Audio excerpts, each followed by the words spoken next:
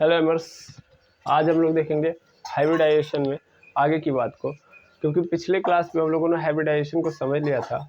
इस क्लास में हम लोग पहले हाइब्रिडाइजेशन के कॉन्सेप्ट को या जो जो सीखा था उसको पहले हम लोग समराइज कर लेंगे, तब जाके हम लोग आगे बढ़ेंगे। ठीक है, तो सबसे पहली बात कि हाइब्रिडाइजेशन के लिए क्या क्या कंडीशन होने चाहिए इसको पहले देखते हैं।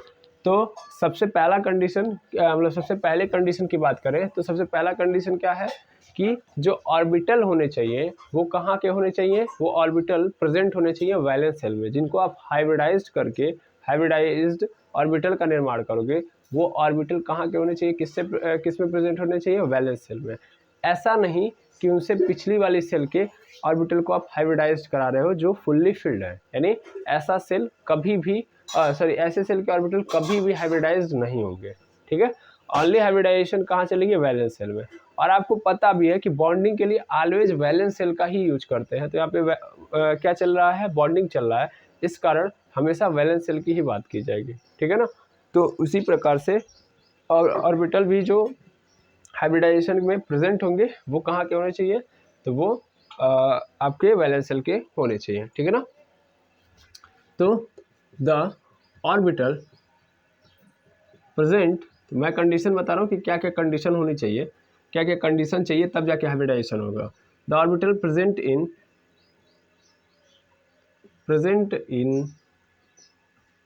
In the valence shell of an atom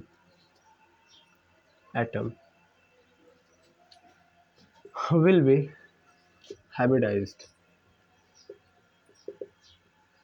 यानी जो ऑर्बिटल प्रेजेंट होगा valence shell of an atom, यानी एक एटम के वैलेंस सेल में प्रेजेंट होगा, वही क्या होगा, हाइब्रिडाइज्ड होगा। ठीक है, पहली बात तो ये हो गई। दूसरी बात की अगर करें मतलब दूसरा कंडीशन क्या चाहिए, पहला तो ऑर्बिटल देख लिया। अब वो जो ऑर्बिटल जो अपने आप को हाइब्रिडाइज्ड करने जा रहे हैं, यानी हाइब्रिडाइज्ड ऑर्बिटल का निर्माण करने जा रहे हैं, उन सभी ऑर्बिटल मतलब कई सारे ऑर्बिटल मिलेंगे और मिलके क्या करेंगे, हाइब्रिडाइज्ड ऑर्बिटल का निर्माण करेंगे। तो उन सभी क्या बोलते हैं, उन सभी ऑर्बिटल का जो एनर्जी होना चाहिए, लगभग एनर्जी लेवल वो क्या होना चाहिए, इक्वल होना चाहिए, या मोस्टली इक्वल होना चाहिए, ऑलमोस्ट इक्वल होना चाहिए। कुल मिला के नियरली इक्वल वाला भी कॉन्सेप्ट आप समझ सकते हो। मैं एक लाइन में बोलूँ तो लगभग बराबर होना चाहिए। लगभग बराबर का मतलब थोड़ा बहुत वेरी करे तो ठीक है, कोई दिक्कत नहीं है, लेकिन बहुत ज़्यादा वेरी नहीं होना चाहिए, यानी बहुत ज़्यादा वेरिएशन नहीं होना चाहिए। दोनों के मतलब जो भी ऑर्बिटल आपस में ओवरलैपिंग करेंगे या हाइब्रिडाइज्ड ऑर्बिटल का निर्माण करेंगे तो उनके एनर्जी लेवल में बहुत ज़्यादा वेरिएशन नहीं होना चाहिए। ठीक है ना, लगभग क्या होने चाहिए, वो बराबर होने चाहिए। ठीक है, तो the orbital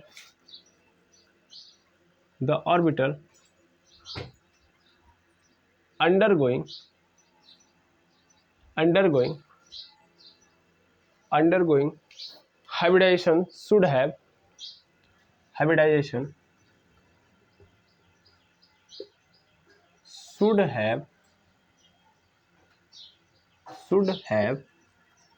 almost same energy level। दूसरी बात तो ये हो गई, ये हम लोग वही कर रहे हैं जो हम लोगों ने पहले ही देख लिया, ऐसा नहीं कि हम लोग यहाँ पे पहली बार देख रहे हैं। ओके, ये सब हम लोगों ने पढ़ लिया। अब तीसरे पे अगर हम आएंगे तो यहाँ पे तीसरा वाली बात ये होती है, तीसरी वाली कि देखो जैसे होता है ना कि अब देखोगे कि यहाँ पे अगर मान लीजिए पहले से फुल्ली फिल्ड है एस वाला, फिर यहाँ पे पी वाले 3 हैं, तो पहले हम लोग क्या करते हैं, मान लो यहाँ पे दो केवल फिल हो रहे हैं, बाकी 2 बचे हुए हैं।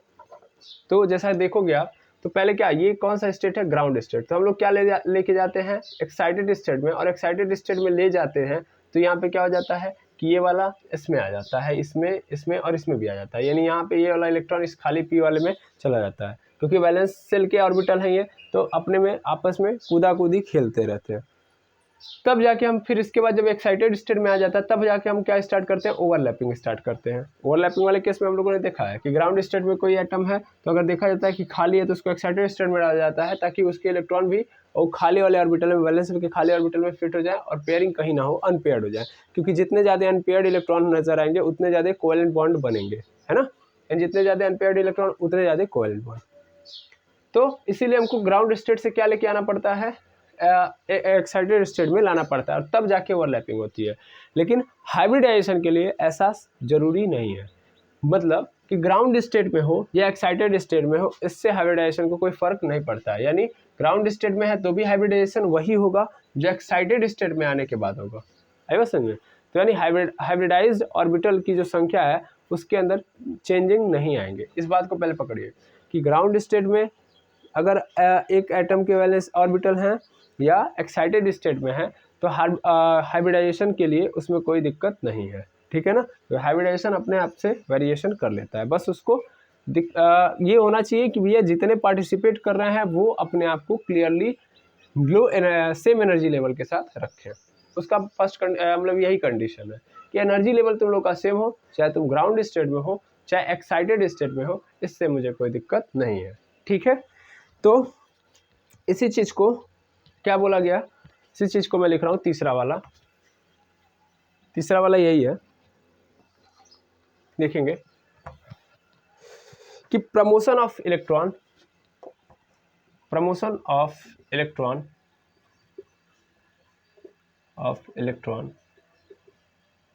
is not essential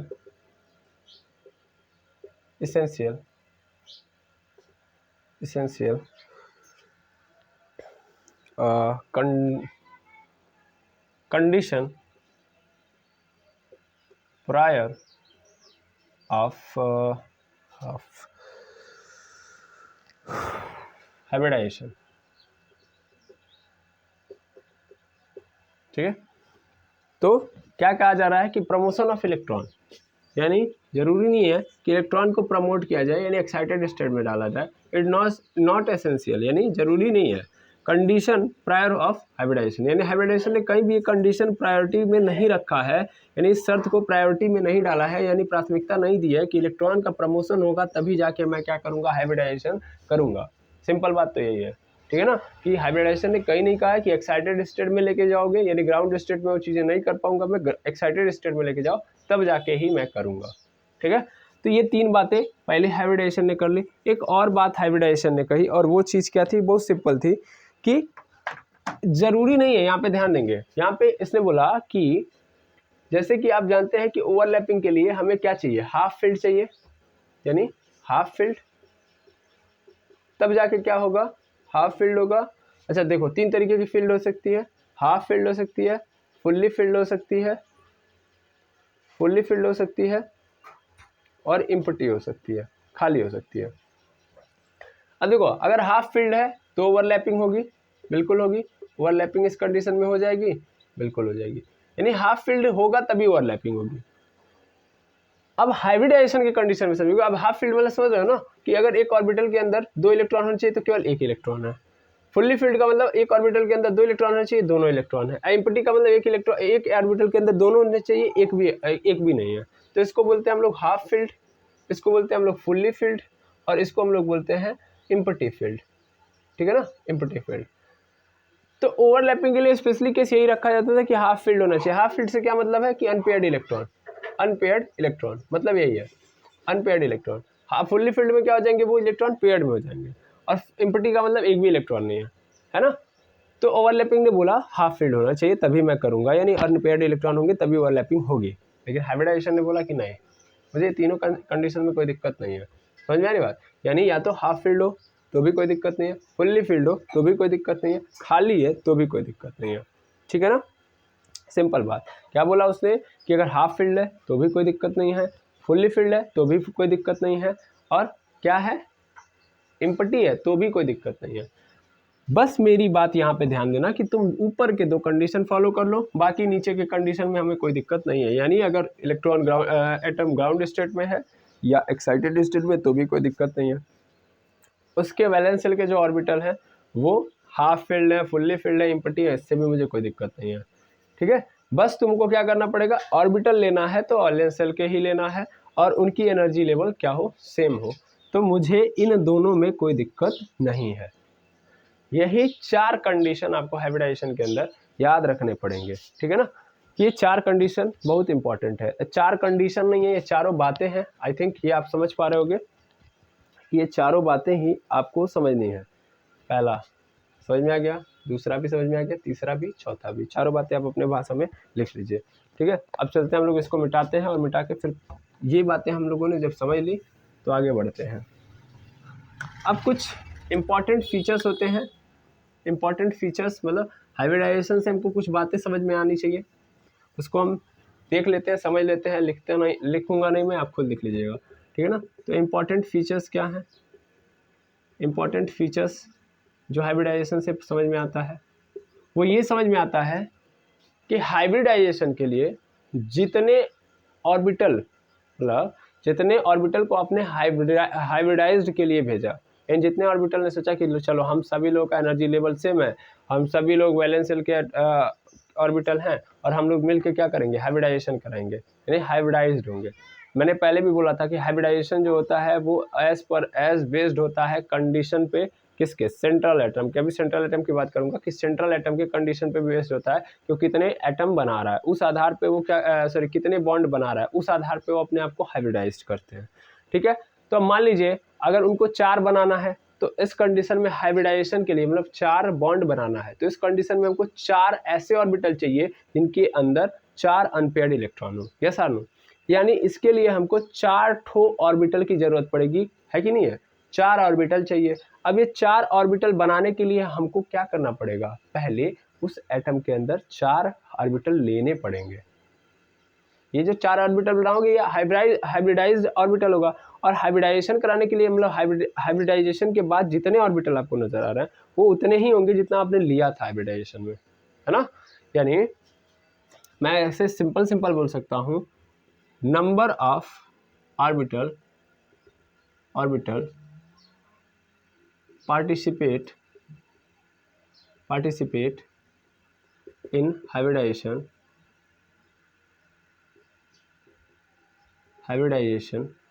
is equal to number of hybridized orbital. पहली बात, यानी जितने नंबर तुमने क्या किए हैं, मतलब जितने ऑर्बिटल ने पार्टिसिपेट किया हाइब्रिडाइजेशन में उतने ही हमको क्या मिलेंगे, हाइब्रिडाइज्ड ऑर्बिटल। अगर 4 ऑर्बिटल ने मन बनाया कि हम लोग क्या करेंगे, हाइब्रिडाइजेशन करेंगे, तो 4 ही हाइब्रिडाइज्ड ऑर्बिटल मिलेंगे, ठीक है ना। अब इस हाइब्रिडाइज्ड ऑर्बिटल की प्रॉपर्टी क्या होती है कि इनका एनर्जी क्या होता है, इक्वल होता है। Energy of every hybridized orbital is equal and also shape is equal। shape भी क्या होता है, इक्वल। भाई ऑर्बिटल की जो एनर्जी होती है, हर ऑर्बिटल की हर हाइब्रिडाइज्ड ऑर्बिटल की एनर्जी क्या होती है, इक्वल होती है, यानी किसी के अंदर वेरी नहीं करती है, और ये हम लोगों ने पिछले क्लास में भी देखा था। और उनका जो शेप होता है वो भी क्या होता है, इक्वल होता है। शेप क्यों इक्वल होता है इसके बारे में भी हम लोगों ने बात किया था, ठीक है ना।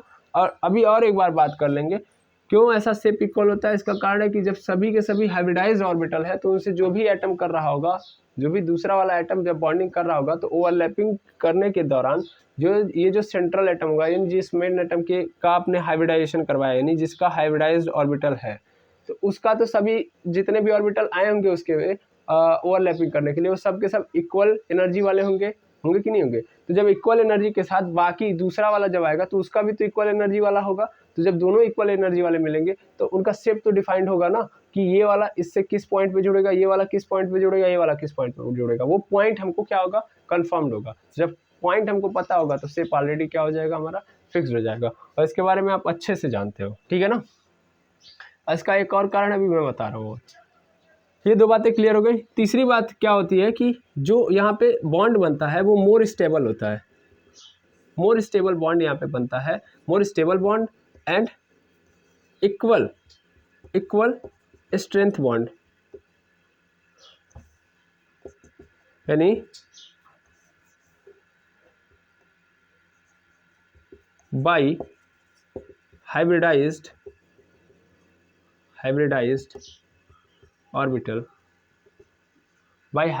Orbital formation of bond formation of bond have equal strength, यानी उसके पास स्ट्रेंथ क्या होती है, इक्वल होती है, जिसके कारण ये मोर स्टेबल बॉन्ड या मोर स्टेबल बॉन्ड फॉर्मेशन होता है, फॉर्म्ड मोर स्टेबल बॉन्ड, यानी सबसे ज़्यादा स्टेबल बॉन्ड यहीं पे फॉर्म होगा क्योंकि हाइब्रिडाइज्ड ऑर्बिटल हम लोग लेंगे। ओके, एक सेकेंड रुकेंगे, चलिए देखेंगे। तो मोर स्टेबल बॉन्ड फॉर्म होता है और क्या होता है, उनकी स्ट्रेंथ क्या होती है, इक्वल होती है। क्यों इक्वल होती है ये भी आप जानते हो, क्योंकि यहाँ पे एनर्जी लेवल सेम होता है सभी हाइब्रिडाइज्ड ऑर्बिटल का, और जो दूसरा वाला एटम आता है हाइब्रिडाइजेशन के लिए उसका भी वही सेम सीक्वेंस होने के कारण हर जगह पे बॉन्ड की स्ट्रेंथ क्या हो जाती है, इक्वल हो जाती है। इसका सबसे मेन कारण यहीं पे है कि एनर्जी सभी हाइब्रिडाइज्ड ऑर्बिटल की सेम होती है, इसीलिए इक्वल पकड़ बन पाती है, इक्वल क्या बोलते हैं आपस में कॉन्सेप्ट वो हो पाता है, करेक्ट हो पाता है। मतलब एक ऑर्बिटल का दूसरे ऑर्बिटल के रिस्पेक्ट में जो कॉन्सेप्ट होता है वो क्या होता है, एग्जैक्ट इक्वल हो जाता है। तो ऐसे अगर 4 बॉन्ड बन रहे हैं तो चारों का इक्वल एनर्जी होने के कारण चारों के कॉन्सेप्ट सेम होते हैं, इसीलिए बॉन्ड की स्ट्रेंथ भी क्या हो जाती है, सेम हो जाती है। और इसके पहले भी हम लोगों ने बात किया था। और तीसरी बात अगर मैं देखूँ तो ये जो होते हैं हाइब्रिडाइज्ड ऑर्बिटल जो होते हैं वो रिपल्सन को मिनिमाइज करने के लिए, for minimise the repulsion between orbitals creates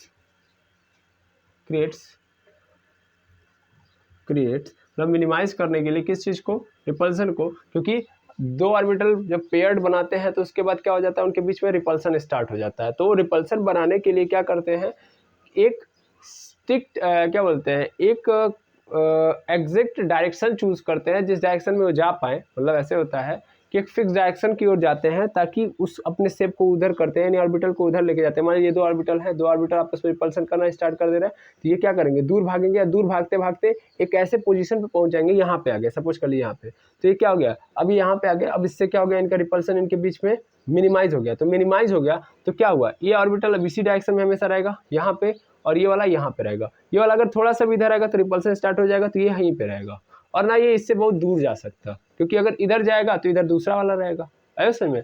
तो हर ऑर्बिटल का क्या हो जाता है, मतलब मिनिमाइज करने के लिए रिपल्सन ऑर्बिटल्स के बीच में, तो क्या कर देते हैं, हाइब्रिडाइज्ड ऑर्बिटल क्या क्रिएट करते हैं, fixed direction create fixed direction, यानी फिक्स डायरेक्शन को क्रिएट करते हैं। समझ आई बात, क्या करने के लिए, रिपल्सन को मिनिमाइज करने के लिए। आई बात समझ में। ऑर्बिटल, हाइब्रिडाइज्ड ऑर्बिटल लिख लीजिएगा, between hybridised orbital creates fixed direction, और गैप क्या कर देते हैं, स्पेस बिटवीन क्या, हाइब्रिडाइज्ड ऑर्बिटल मैक्सिमाइज, यानी स्पेस क्या कर लेते हैं, मैक्सिमाइज कर लेते हैं, यानी जगह दूरी बढ़ा लेते हैं और मिनिमाइज कर लेते हैं किसको, रिपल्सन को। तो नॉर्मल भाषा में समझोगे ना, तो मिनिमाइज करते हैं, ये क्या मिनिमाइज करते हैं रिपल्सन को, तो फॉर मिनिमाइज रिपल्सन ये करते हैं मैक्सिमाइज स्पेस को मैक्सिमाइज कर लेते हैं, मैक्सिमम कर लेते हैं, ताकि रिपल्सन कम हो जाए, और इसके कारण उनका क्या हो जाता है, फिक्स्ड डायरेक्शन, यानी वो अचीव कर लेते हैं फिक्स्ड डायरेक्शन, जिससे उनका जो शेप होता है वो क्या हो जाता है, due to this they got fixed geometry. इसके कारण की जो जियोमेट्री होती है वो क्या होती है, फिक्स्ड होती है। वही चीज़ मैं यहाँ पे बता रहा था कि जो शेप होता है वो इक्वल क्यों होता है, इसका रीज़न क्या है, इसका रीज़न यही है, ठीक है ना। यहाँ पे जो शेप है और यहाँ पे जियोमेट्री दोनों में डिफरेंस है। देखो शेप अगर इक्वल होगा तो जियोमेट्री अपने आप इक्वल हो जाएगी, वैसे भी जियोमेट्री और शेप अपने आप समझ पा रहे होगे। देखो ये ऑर्बिटल हाइब्रिडाइज्ड ऑर्बिटल की शेप की बात कर रहा है। सभी हाइब्रिडाइज्ड ऑर्बिटल की जो शेप होती है वो क्या हो जाती है, एक बराबर हो जाती है। आपको मैंने इससे पहले पढ़ाया था कि इसमें कैसे हो जाता है कि ऐसे एक साइड बड़ा लॉब एक साइड छोटा, ऐसे हो जाता है। तो सभी जो हाइब्रिडाइज्ड ऑर्बिटल होते हैं इस रूप में नजर आते हैं, इनकी शेप क्या हो जाती है, इक्वल।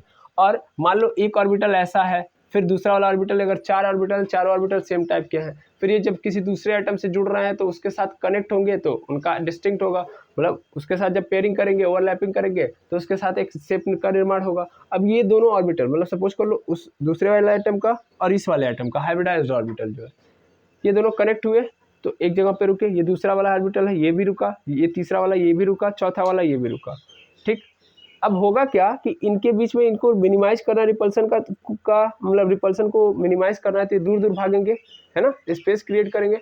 और स्पेस क्रिएट करने के कारण क्या होगा, यहाँ पे ये नजर आएगा कि एक फिक्स डायरेक्शन अचीव कर लेंगे। फिक्स डायरेक्शन अचीव कर लेंगे तो पूरे होल मॉलिक्यूल का एक फिक्स जियोमेट्री हो जाएगा। तो जो बॉन्ड बनेगा तो आफ्टर बॉन्डिंग आपको नजर आएगा कि जियोमेट्री क्या है, फिक्स्ड है, ठीक है ना। समझ में आया, आई होप समझ में आया होगा यहाँ तक। तो हाइब्रिडाइजेशन के लिए क्या क्या कंडीशन है वो आपने समझ ली, ठीक। और फीचर क्या क्या इंपॉर्टेंट है, मतलब क्या क्या इंपॉर्टेंट फीचर इसके अंदर से आएंगे, क्या क्या पाएंगे आप हाइब्रिडाइजेशन के बाद, तो वो ये चीज़ें नजर आएंगी कि नंबर ऑफ ऑर्बिटल, मतलब जितने ऑर्बिटल पार्टिसिपेट करेंगे हाइब्रिडाइजेशन में उतने ही हाइब्रिडाइज्ड ऑर्बिटल बनेंगे, पहली बात। दूसरी बात कि आफ्टर हाइब्रिडाइजेशन जो ऑर्बिटल होगा उसकी एनर्जी सेम होगी, उसका शेप भी क्या होगा, सेम होगा। फिर उसके बाद क्या होगा, हम लोगों ने देखा कि ये ज़्यादा स्टेबल होते हैं बिकॉज एनर्जी लेवल सेम होने के कारण इक्वल स्ट्रेंथ के बॉन्ड का फॉर्मेशन होता है। जबकि अगर हम पिछले वाले में बात करें, पिछले वाले जो ऑर्बिटल्स होते थे वो अनइक्वल होते थे क्योंकि उनका एनर्जी लेवल के बीच में डिफरेंस होने के कारण इक्वल स्ट्रेंथ के नहीं बन पाते थे। आपको ये पहले ही पता होगा CH4 वाले कंडीशन में जब हम लोगों ने देखा था कि हाइब्रिडाइजेशन की जरूरत क्यों पड़ी, है ना। तो वहाँ पे दिखाया जा रहा था कि sp वाला बॉन्ड कमजोर हो रहा था जबकि sp sp sp यानी CH4 के अंदर 3 बॉन्ड इक्वल स्ट्रेंथ के थे लेकिन एक बॉन्ड क्या था, अनइक्वल था। जो हाइब्रिडाइजेशन ने ये समझाया बाद में आके उसको सुधार किया और बताया कि क्या समझाया कि नहीं, चारों CH4 के अंदर क्या होते हैं, इक्वल बॉन्ड होते हैं। क्यों होते हैं, क्योंकि हमारे पास हाइब्रिडाइज्ड ऑर्बिटल है और हाइब्रिडाइज्ड ऑर्बिटल इक्वल स्ट्रेंथ का ही बॉन्ड फॉर्म करेंगे क्योंकि उनके पास इक्वल एनर्जी होती है, ठीक है। फिर हाइब्रिडाइज्ड ऑर्बिटल एनर्जी इक्वल रखते हैं और उनका शेप भी क्या होता है, इक्वल होता है, सेम सबका शेप सबका क्या होगा, ऐसा ही होगा, ठीक है। और फिर जब ये क्या करेंगे, आपस में मिलेंगे यानी किसी से ओवरलैपिंग करेंगे, मतलब हाइब्रिडाइज्ड ऑर्बिटल यानी हाइब्रिडाइजेशन के बाद क्या होता है, ये ओवरलैपिंग करेंगे, ओवरलैपिंग करने के दौरान क्या करेंगे, किसी से जुड़ेंगे तो पेयरिंग होगी, पेयरिंग के बाद इनके बीच में रिपल्सन हो जाएगा स्टार्ट, इन दोनों ऑर्बिटल के बीच में क्या हो जाएगी, रिपल्सन। यानी मान लो यहाँ पे एक बनाया, यहाँ पे एक वाला है, सपोज कर लो यहाँ पे हो गया, फिर इसी तरीके से आप देखोगे ऐसे यहाँ पे है तो एक यहाँ पे बन गया, यहाँ पे अब क्या होगा, इनके बीच में रिपल्सन स्टार्ट हो जाएगा, नहीं हो जाएगा, क्योंकि यहाँ पे पेयरिंग हो चुकी है, 2 इलेक्ट्रॉन यहाँ पे आ चुके हैं, यहाँ भी 2 इलेक्ट्रॉन है, तो इनके बीच में क्या स्टार्ट हुआ, रिपल्सन। अब रिपल्सन को कम करने के लिए क्या करेंगे, बीच में स्पेस क्या कर देंगे, बड़ा कर देंगे, जैसा हम लोगों ने CH4 में देखा था। तो 109 डिग्री 28 मिनट बनाया गया था, क्यों बनाया गया था, तो ऐसे क्योंकि रिपल्सन क्या हो पाए, कम हो पाए। तो रिपल्सन कम करने के लिए दूर होने लगेंगे, और दूर होते होते एक डिस्टिंक्ट पॉइंट पे जाकर इनका रिपल्सन क्या हो जाएगा, कम। अब ना ये इधर जा सकते क्योंकि इधर भी जाएंगे तो भी रिपल्सन स्टार्ट हो जाएगा और आगे आएंगे तो भी रिपल्सन, तो क्या होगा, एक फिक्स्ड क्या होगा, डायरेक्शन मिल गया कि अब ये वाला इसी डायरेक्शन में रहेगा, ये वाला इसी डायरेक्शन में रहेगा। तो अब इसका मतलब क्या हो गया कि इस पूरे होल मॉलिक्यूल्स की देखी जाए तो ज्योमेट्री भी क्या हो गई, डिफाइंड हो गई कि नहीं हो गई। तो क्या हुआ, यानी ज्योमेट्री भी फिक्स हो गई और रिपल्सन मिनिमाइज करने के लिए ऑर्बिटल ने क्या किया, बहुत बड़ा डिस्टेंस या क्या किया, स्पेस बढ़ा दिया, ठीक है ना। तो स्पेस बढ़ाने से क्या हुआ, फिक्स ज्योमेट्री मिल गई, इसीलिए एंगल भी क्या होता है, बड़ा बड़ा आता है। आई होप ये पूरी की पूरी बातें हाइब्रिडाइजेशन की आप लोगों ने समझ ली, ठीक है। देखते एक बार चल रहा है, ठीक है। अब हमको क्या देखना है, अब हमको देखना है कि कैसे हम किसी भी एटम की हाइब्रिडाइजेशन को कैलकुलेट कर सकते हैं। मैं मिटाऊं इसको, बिल्कुल, ये आप सभी लोगों ने देख लिया है। तो अब हम देखते हैं कैसे कैलकुलेट करेंगे हाइब्रिडाइजेशन को। तो अगर अगला हेडिंग है हमारा how to calculate hybridization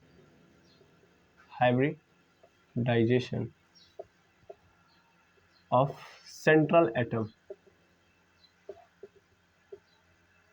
central atom की हाइब्रिडाइजेशन को कैलकुलेट कैसे किया जाए, ठीक है ना। मतलब नहीं समझे सर, अब इसमें सेंट्रल एटम क्या होता है, तो इसके पहले भी सेंट्रल एटम देखा गया और अभी भी देखा गया। सेंट्रल एटम मतलब जो बॉन्ड बनाया हुआ है, यानी एक मॉलिक्यूल के अंदर ऐसा एटम अब पहचानोगे कैसे सेंट्रल एटम की, जिसकी या जिससे जिससे बाकी एटम जुड़े हैं, जिससे बाकी एटम जुड़े हैं, जिससे बाकी एटम जुड़े हैं। पहली बात ये। तो अब पहचानेंगे कैसे, पहचानेंगे कैसे? तो उसकी इलेक्ट्रोनेगेटिविटी पूरे मॉलिक्यूल में, अगर 4 लोग दिए गए, 4 एटम दिए गए एक मॉलिक्यूल के अंदर, तो उन चारों में सबसे कम इलेक्ट्रोनेगेटिविटी जिसकी होगी वही हमारा सेंट्रल एटम होगा, यानी सबसे कम इलेक्ट्रोनेगेटिविटी होगी, है ना, सबसे कम इलेक्ट्रोनेगेटिविटी होगी, पहली बात। दूसरी बात क्या, इलेक्ट्रोनेगेटिविटी कम है, उसके बाद दूसरे नंबर पे आप देखोगे तो उनकी संख्या भी सबसे कम होगी, यानी मतलब मान लो अगर देखा जाए तो H2O है, तो यहाँ पर हाइड्रोजन कितना है, 2 है, ऑक्सीजन कितना है, 1 है, सबसे कम किसका है, एक ऑक्सीजन का ही है ना, तो इसलिए मेरा क्या हो जाएगा, सेंट्रल एटम बन जाएगा। आई बात समझ में, यही सेंट्रल एटम बन जाएगा। तो यहाँ पे मैं क्या लिख सकता हूँ, यानी उस मॉलिक्यूल में, उस मॉलिक्यूल में उस एटम की, उस एटम की, उस एटम का नंबर कम होगा, नंबर, नंबर मतलब संख्या, यहाँ पे एटॉमिक नंबर की बात नहीं हो रही है, संख्या कम होगा, ठीक है। तो ये दो बातें आपको समझनी है। सेंट्रल एटम उसी का होता है भाई। अभी आप बॉन्ड का फॉर्मेशन करोगे तो बॉन्ड फॉर्म करोगे, जैसे CH4 है, तो CH4 में क्या आप हाइड्रोजन और कार्बन दोनों का देख रहे होगे हाइब्रिडाइजेशन? नहीं, आप देखोगे कि कार्बन, कार्बन ने कैसा हाइब्रिडाइज्ड ऑर्बिटल बनाया, यानी कितने हाइब्रिडाइज्ड ऑर्बिटल इसके पार्टिसिपेट किया। H2O देख लो, तो H2O के अंदर जो सेंट्रल एटम है, सेंट्रल एटम इसके अंदर कौन होगा, ऑक्सीजन होगा। यहाँ भी देख लो, कार्बन 1 है, हाइड्रोजन 4 है, तो क्या दिख रहा है, कार्बन अकेले, मतलब सबसे कम नंबर कार्बन का, इसका मतलब ये सेंट्रल एटम है। इलेक्ट्रोनेगेटिविटी नहीं पकड़ पा रहे हो तो ये तो समझ ही सकते हो, है ना। H2O हो गया, NH3 हो गया, CO2 हो गया, है। तो ये सब में क्या नजर आ रहा है, इसमें ऑक्सीजन है, इसमें नाइट्रोजन है, इसमें कार्बन है, ये सब के सब क्या है, मेरे सेंट्रल एटम है। अब इसमें जो बार बार ये पार्टिसिपेट कर रहे हैं ना, तो इसमें यहाँ पे जो कार्बन है और यहाँ पे कार्बन है, एक ही प्रॉपर्टी थोड़ी ना लेके बैठा होगा। मैंने बताया था कि hybridisation based as bond condition की, कितने लोगों से जुड़ना है उस आधार पे कार्बन के अंदर हाइब्रिडाइजेशन हुआ होगा, है ना। तो यहाँ पे कार्बन ने कुछ और किया होगा, यहाँ पे कार्बन ने कुछ और किया होगा, यानी यहाँ पे बॉन्ड का फॉर्मेशन कुछ और होगा, यहाँ पे बॉन्ड का फॉर्मेशन कुछ और होगा, यानी हाइब्रिडाइज्ड ऑर्बिटल यहाँ पे कुछ और बने होंगे, यहाँ पे कुछ और बने होंगे। ऐसे कंडीशंस को आपको समझना है कि हर जगह पे जब एक एटम आता है तो उस एटम के अंदर हाइब्रिडाइजेशन यानी हाइब्रिडाइज्ड ऑर्बिटल कौन कौन से आए हैं, यानी कितने हाइब्रिडाइज्ड ऑर्बिटल होंगे उस सेंट्रल एटम के पास, और किस तरीके से उसने हाइब्रिडाइजेशन किया होगा, इसके बारे में आपको समझना है, ठीक है। तो इसी को हमको क्या करना है, कैलकुलेट करना है। चलिए देखिएगा कैसे होगा। इसको कैलकुलेट करने के हमारे पास 2 तरीके हैं। हमेशा हम किसका देखेंगे, सेंट्रल एटम का। तो पहला तो हम लोग बाय स्ट्रक्चर करेंगे, बाय स्ट्रक्चर, और दूसरा बाय फार्मूला। तो एक तो स्ट्रक्चर के थ्रू और एक फार्मूला के थ्रू, ठीक है। अब स्ट्रक्चर के थ्रू कैसे करोगे, तो आपको वहां पे देखना है, अगर मान लीजिए आप चाहते हो कि नंबर ऑफ हाइब्रिडाइज्ड ऑर्बिटल निकालना, हाइब्रिडाइज्ड ऑर्बिटल, हाइब्रिडाइजेशन नंबर या हाइब्रिडाइजेशन नंबर डाल दो, हाइब्रिडाइजेशन नंबर आप निकालना चाहते हो, या इसी को हम लोग बोलते हैं स्टेरिक नंबर, स्टेरिक नंबर। तो कैसे निकालोगे, तो आपको क्या करना पड़ेगा, बस ये देखना है कि नंबर ऑफ सिग्मा बॉन्ड कितने हैं, स्ट्रक्चर अभी मैं समझा रहा हूँ कि नंबर ऑफ सिग्मा बॉन्ड कितने हैं, प्लस उस एटम के पास कितने number of lone pair electron है, ठीक है ना, यानी number of lone pair, number of lone pair कितने मौजूद हैं, यानी नंबर ऑफ सिग्मा बॉन्ड और number of lone pair.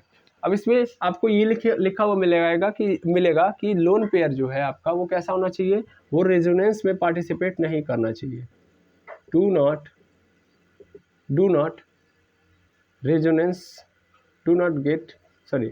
Participate in resonance.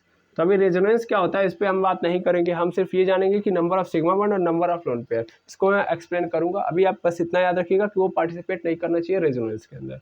जैसे सबसे पहले हम लोग देख लेते हैं CH4 में, ठीक है ना। तो CH4 की यही बात अगर हम करें तो C से कैसे जुड़ा होगा, ये 1 2, मतलब सिंपल स्ट्रक्चर आप बनाना है, वैसा नहीं कि फिर से ऐसे ऑर्बिटल को फॉर्म करना है, नहीं, ऐसे ही तो बना होगा, CH4 का स्ट्रक्चर ऐसे ही होगा।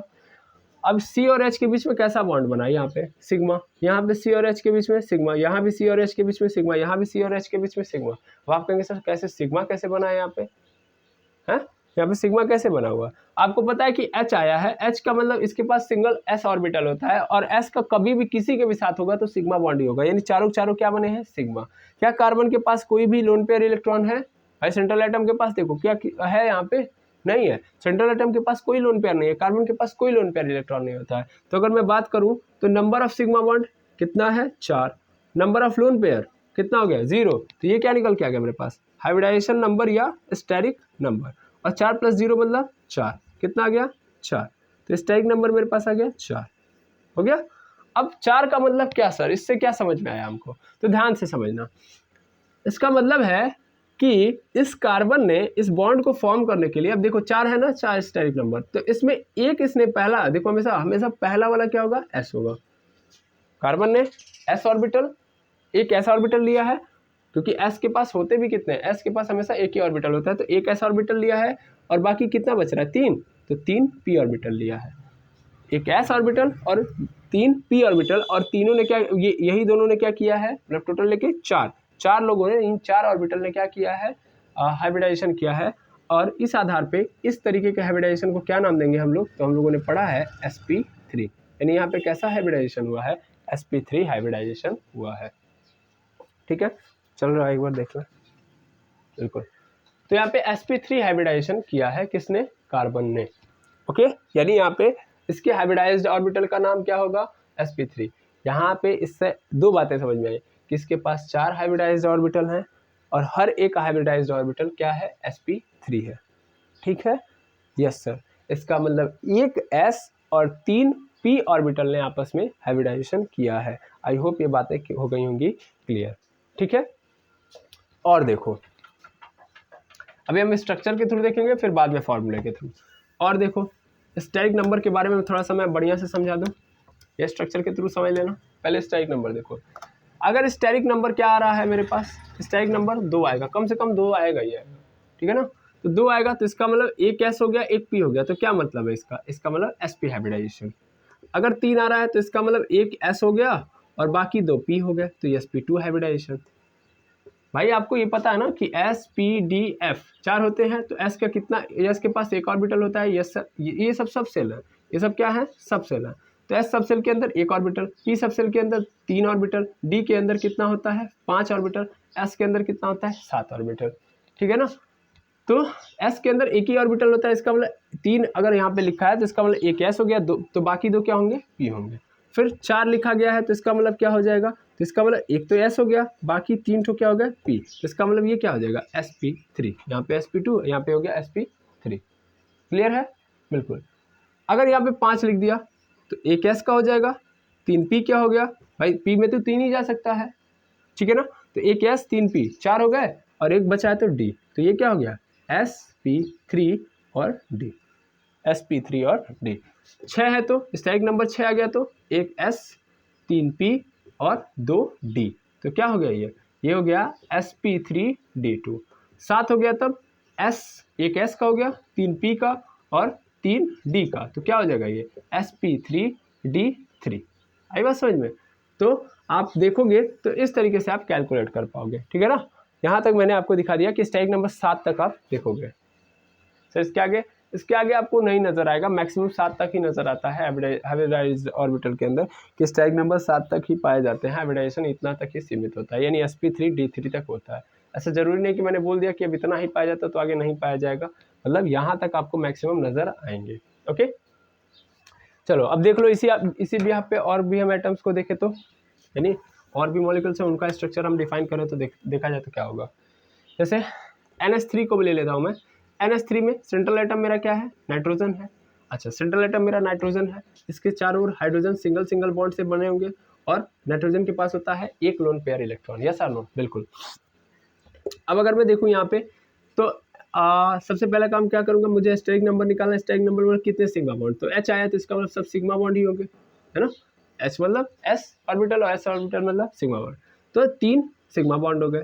और कितना लोन पेयर इलेक्ट्रॉन है यहाँ पे, एक, यहाँ पे लोन पेयर इलेक्ट्रॉन कितना है, एक लोन पेयर इलेक्ट्रॉन है, तो एक यहाँ पे लिख दिया, 3 और 1 कितना हो जाएगा, 4, 3 और 1 4, तो यहाँ पे लिख दिया मैंने 4, तो स्टेरिक नंबर मेरे पास आ गया 4।